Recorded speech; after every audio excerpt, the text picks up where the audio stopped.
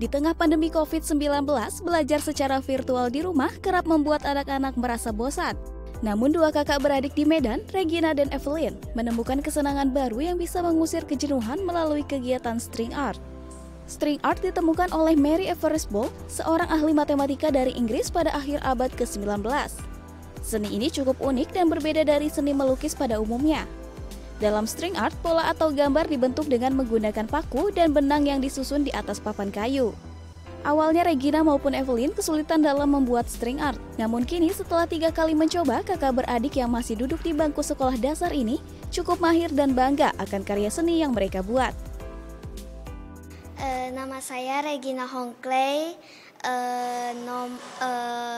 kelas 5, umur saya 10 tahun.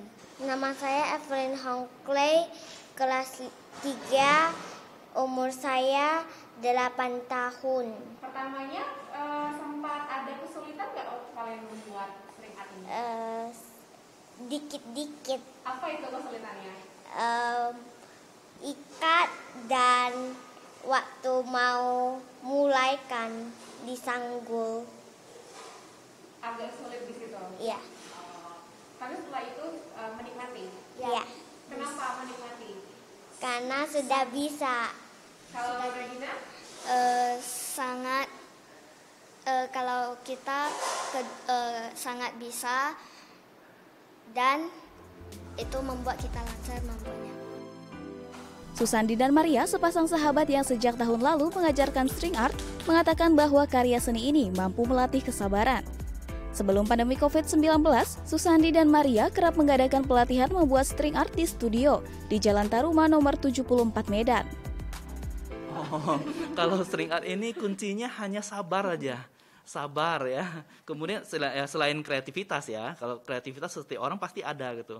Tapi jika dia kreatif namun tidak sabar, ya nggak bisa gitu. Jadi karena di string art ini harus satu persatu paku itu dikaitkan begitu. Jadi di situ sangat perlu kesabaran. Apalagi kalau tidak jarang ya, sudah stepnya sudah sekian, ternyata lepas lagi benangnya, dia harus mulai lagi gitu, diperbaiki gitu.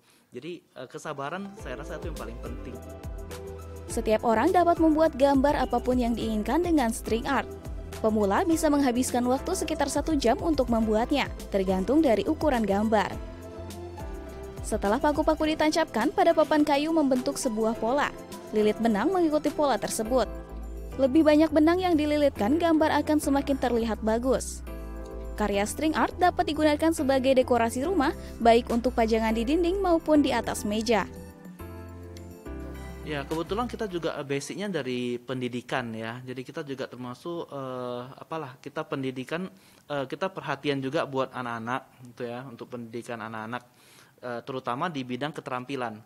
Mungkin kalau dari segi pengetahuan anak-anak bisa dapat dari sekolah gitu ya.